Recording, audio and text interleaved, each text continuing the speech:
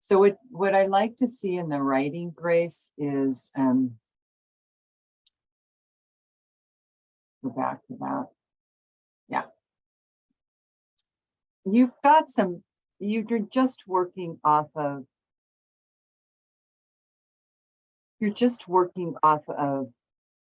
an income statement and a balance sheet. You're looking at actual dollars, and you're also looking at key ratios. Okay.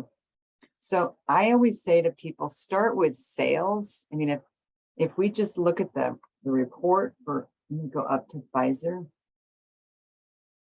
You've got 2019, 2020, 2021. You've got 3 years of sales, quite a pattern there. 40,000, 41,000, 81,000. Can somebody put in the chat what happened there for Pfizer in 2021? And should we be using percent change numbers, or what numbers would you prefer, the actual dollar amount? Both, the way you did for the first exam, Michaela. So you'd say, what would you say about the net sales trend here? Favorable, unfavorable, or neutral? They were favorable. Pretty favorable, right? And then you'd say, you know, sales grew from 40, 41, 81. You'd list the whole number there.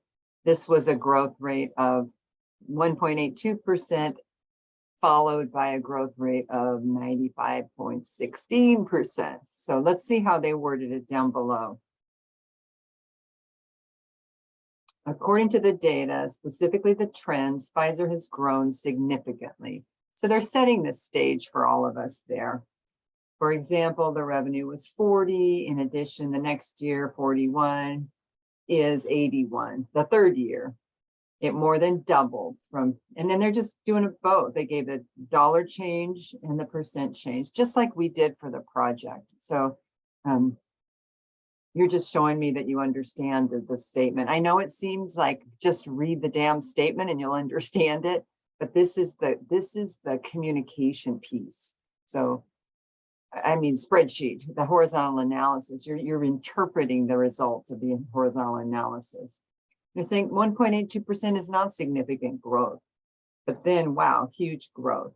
And if this is not required, but you could add if you wanted, this growth was undoubtedly due to what? What happened at Pfizer in 2021? You don't even have to do research to know the answer. Pandemic. The pandemic. And what was Pfizer's role, Connor? Pfizer administered booster shots and vaccines. Right. So they got all that revenue from that. You don't need to put that in, but that explains what happened there. Then they do the same thing for net income, and they're just kind of going down the major items. You do not have to talk about every single item. So let's back up here. So if you're talking about gross profit, you don't really need to talk about cost of goods sold. Okay. You should definitely talk about sales and net income. You can talk about the key ratios. If you're talking about inventory turns, you do not need to talk about days inventory on hand, because you're going to be saying the same thing. They're both related. Okay.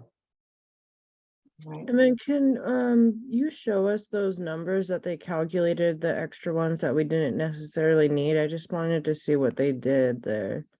The extra ones? No, they didn't come up with new numbers. They just No, at right above that, I thought I saw that they calculated some change, like differences.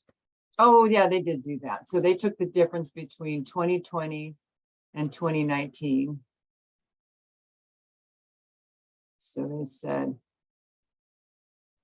let's see, from 2019 to 2020, revenue grew from 746 or 1.82%, just like we did on the exam.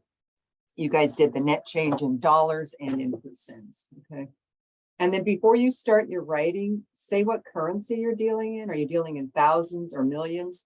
You do not need to convert them and add a bunch of zeros. Just put at the top, these numbers, all numbers are in thousands or millions, whatever. And you know that because that's right on your income statement and balance sheet. Right. No, Braden, I don't have an example posted, but I'll put the video out tonight and you guys will be able to see that. Okay. All right. And then he's highlighting, they're highlighting all their key numbers. So I can, if one of the numbers looks funny, I can come back and do it. And it's all in one document. A student asked me yesterday in my daytime class, is it okay if we submit 2 documents, one with the paper and one with the statements? That's just fine. Yeah.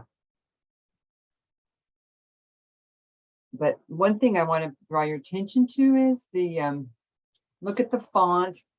We're being very consistent here. It's Times New Roman 12.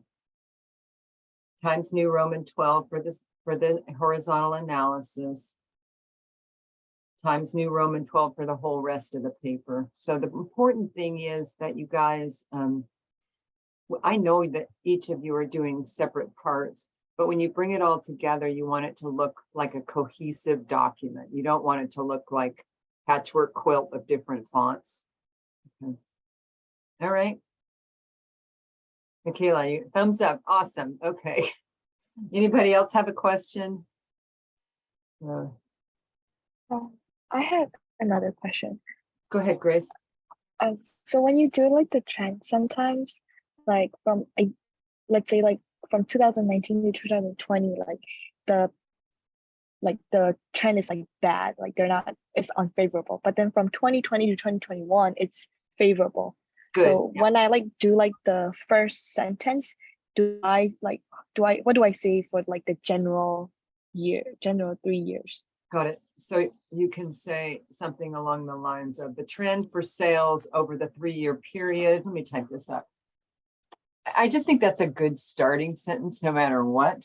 You know, you have the trend for, I'm just going to say X. It could be sales, it could be net income, could be gross margin for the 3-year period was inconsistent, but ended favorably. Something like that, or unfavorably, you know. Okay. So, or you could say the trend for X for the 3-year period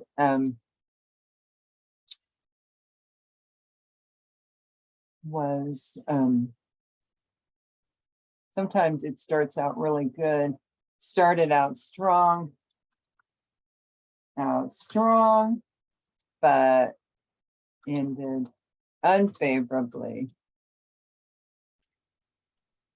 I can't spell, it's too late in the day. So you're acknowledging that it's an inconsistent trend. I mean, we'd all like to see a growth pattern where everything's always going up, but it's been a crazy 3 years in the business world and in our personal lives. So, you know, a lot of companies had a big crash in 2021 with the COVID, and then now their sales went up again. And next year, I think when I do this assignment again, we're going to see more of a dip again with for some companies, not for grocery store chains, not for oil companies. They're doing really well now, but for a lot of companies. Okay. So like this trend. So let's look at Johnson & Johnson's sales.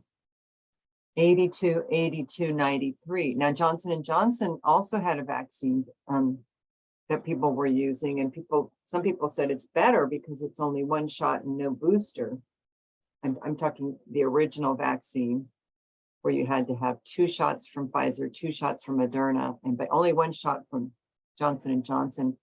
But they had some manufacturing issues, and they also had some question of the effectiveness of their drug, that what they call efficacy, and they didn't grow as fast, but they still did quite well. I mean, they were flat here, and then almost a 20% growth. Any company would be thrilled with a 20% growth. I'm just comparing them to Pfizer. Okay. And then if you come down here and you say days on hand, you 116, 118, 120, that's an unfavorable pattern, right? We don't want our inventory sitting around getting old.